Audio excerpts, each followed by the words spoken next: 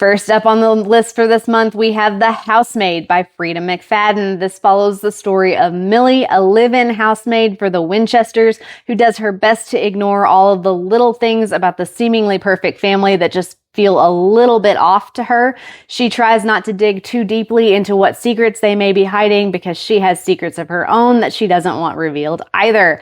This is book 1 in the Housemaid series by this author, which consists of 3 books and a novella. It is a mystery thriller that was recently made into a movie starring Amanda Seyfried and Sydney Sweeney. This book was such a quick read for me, which automatically ended up getting it 5 stars because of that. Freida McFadden is a favorite author of mine. She is one that I go to when I'm looking for a quick mystery thriller because I know that with her books, I am guaranteed to pick up something that I'm going to be, constantly turning pages because I want to, know what happens next. And I'm usually not able to figure out how it's going to end before the big plot twist is revealed, which I always really enjoy. It's a fun time. I haven't seen the movie for this one yet. I do plan to watch it eventually, and I have heard lots of good things about it. So I'm eager to watch that one. If you are interested in mystery thrillers and you're looking for something that you could pick up and get through pretty quickly, I would definitely recommend giving this one a try. Next up on the list that I have for you guys is Funny Story by Emily Henry. This is the story of Daphne and Miles, who end up becoming roommates after their exes break up with them for one another. Somewhere along the way, the two go from strangers to friends to something more. This is a contemporary romance that's perfect for anyone who is a fan of the friends to lovers or fake dating tropes. I would also highly recommend this one if you're an Emily Henry fan like I am. This one was full of her usual funny character banter and chemistry. I really, really love this one. As I have said previously about just about all of Emily Henry's books, I gave this one 5 stars when I read it. Again, she is really good at writing character banter, and the chemistry between her characters is usually off the charts, and that is really well reflected in her writing. So if you are an Emily Henry fan or a contemporary romance fan in general, or just a fan of those tropes that I mentioned, I would definitely recommend giving this one a try. Next up, we have The Ballad of Songbirds and Snakes by Suzanne Collins. This still tells the story of Coriolanus Snow, who becomes the mentor to Lucy Gray, District 12's tribute in the 10th annual Hunger Games. Mentoring the winning tribute is Snow's last chance to raise his family's status to what it once was, but the odds aren't in his favor.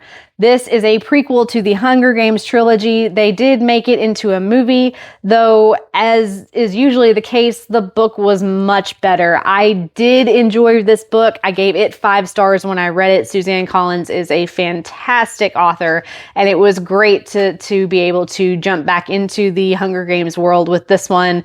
I would definitely recommend it, especially if you are eager to jump back into that world that she's created and you haven't already.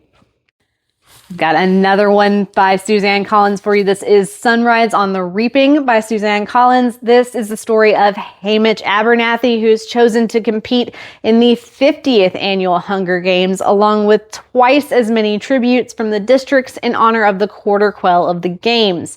This is another prequel to the Hunger Games trilogy that's set 40 years after Ballad of Songbirds and Snakes and 24 years before the original trilogy with Katniss and Peeta. This book was quite the gut punch, and I'm a little afraid to reread it.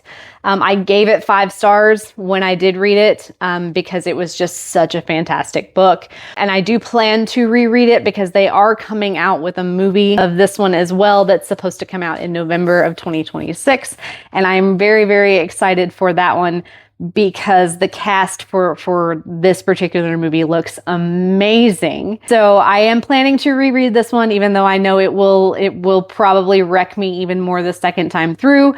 But again, Suzanne Collins is just such a phenomenal writer, and it gave a lot more context behind, Hamish as a character who we got to see in the original Hunger Games trilogy, and just so much more about that world. And I really, really enjoyed it. So again, if this is something that you would would enjoy getting back into the Hunger Games world, and that what she's created there, and you haven't already read this one, I would definitely recommend checking this one out.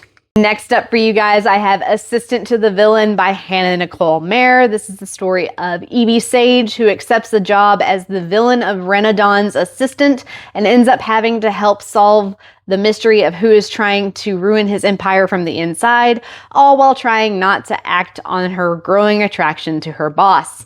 This is book 1 in this author's Assistant to the Villain series. There are 3 books currently available. Book 4 is expected to release in August of 2026. This was a fun fantasy romance read that there were just lots of laugh out loud moments that I personally enjoyed reading, especially if you choose to listen to the audiobook version like I did. And I would definitely highly recommend that because it was a very enjoyable reading experience for me when I did that. I gave this one 4 out of 5 stars when I read it.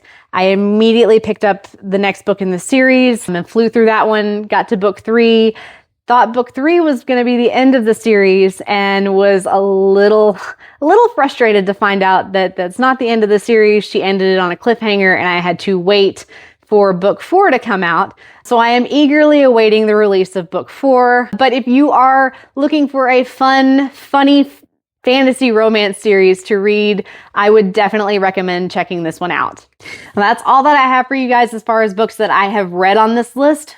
Shifting gears to books that I have not read but did sound interesting on the popular list to recommend. I have My Husband's Wife by Alice Feeney. This is the story of Eden Fox, who returns home from a run to find that her key doesn't fit in the lock. A woman who looks eerily similar to her answers the door, and Eden's husband insists that this woman is his wife.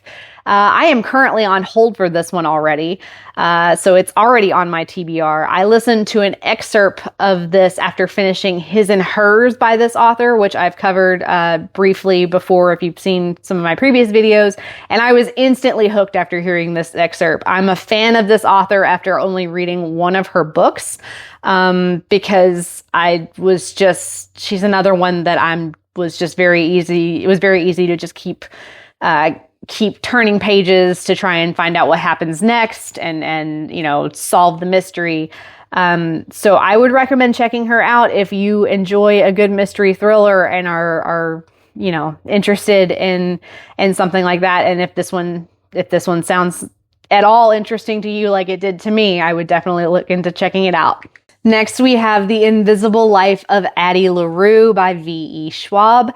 This is the story of Addie LaRue, who makes a bargain to live forever, but is cursed to be forgotten by everyone she meets. All of that changes when, after 300 years, she comes across a young man in a hidden bookstore who remembers her name.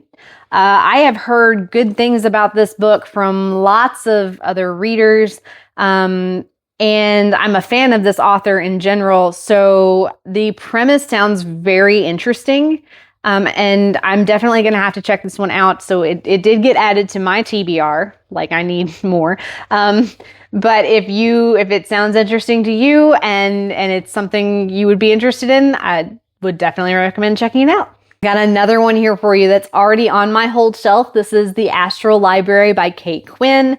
This is a story of Alexandria Alex Watson, who stumbles through a hidden door in the Boston Public Library and meets the librarian, the ageless guardian of a hidden library where the desperate and lost escape to new lives inside their favorite books. Before Alex can join them, she must help defeat a shadowy enemy who emerges to threaten everyone the Astral Library has ever helped protect. So like I said, it's already on my TBR. I'm just waiting for it to come up on my holds list. It sounds like it'll be such a fun read, and I can't wait to get my hands on it. If it sounds like something that you would be interested in, I would definitely recommend checking it out. Next on the list, we have Deep End by Ali Hazelwood. This is the story of Scarlett, a competitive diver, and Lucas, an ace swimmer, who begin what is supposed to be a temporary fling, but neither of them counted on their relationship becoming something more as they develop feelings for one another.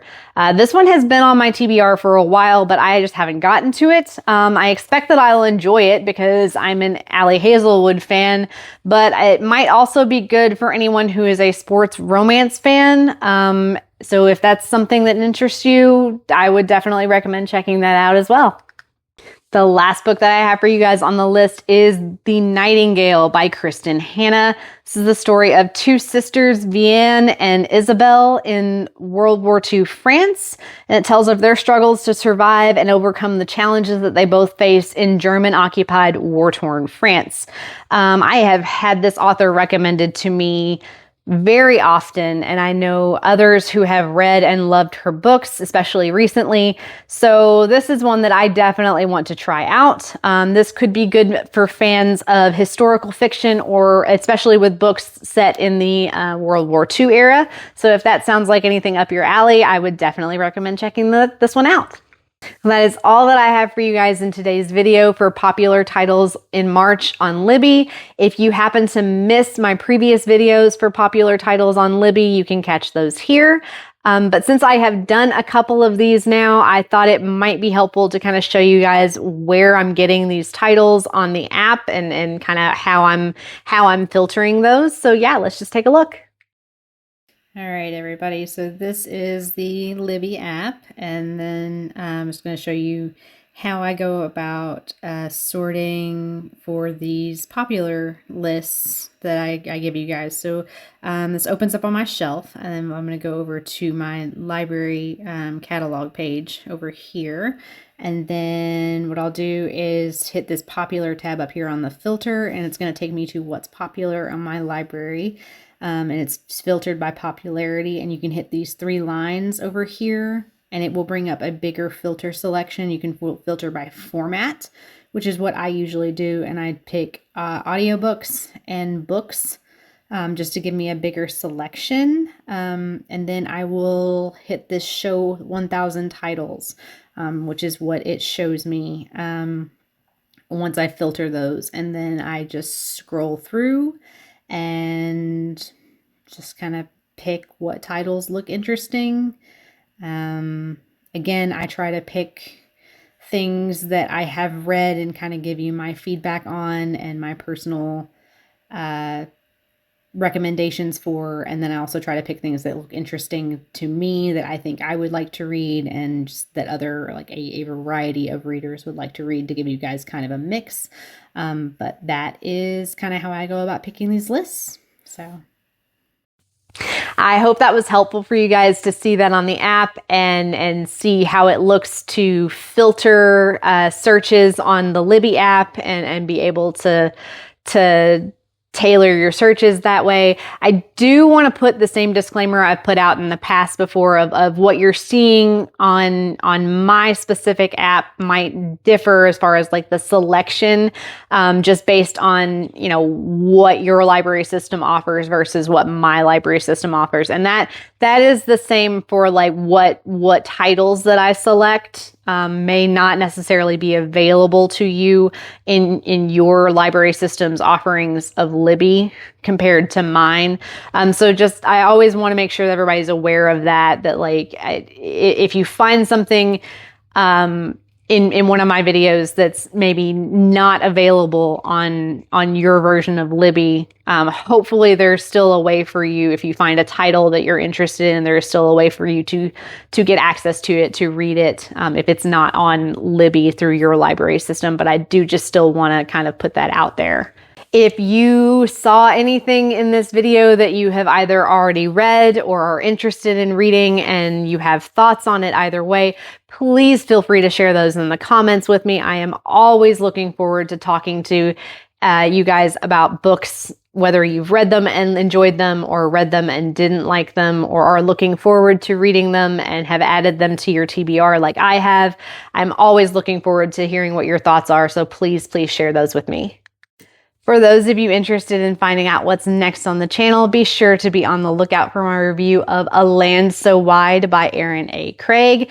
This is the story of Greer Mackenzie, who must fight the curse on the town of Mistaken and the creatures known as the Bright-Eyes that lurk beyond the town's warding stones in order to save the man that she loves. This is a standalone adult novel based on Scottish folklore. I really enjoyed this one and its similarities to this author's YA title, Small Favors. And if you happen to miss my review of that one, you can catch it here, and I'll also put a link to that one in the description as well. I am a big fan of this author, and I can't wait to talk about her first adult novel with you guys, so definitely be sure to stay tuned for that one. But that is all that I have for you guys for this video this week. If you liked what you saw and you want to see more like it, please be sure to like and subscribe to the channel for more content. Otherwise, I will see you next time, and happy reading!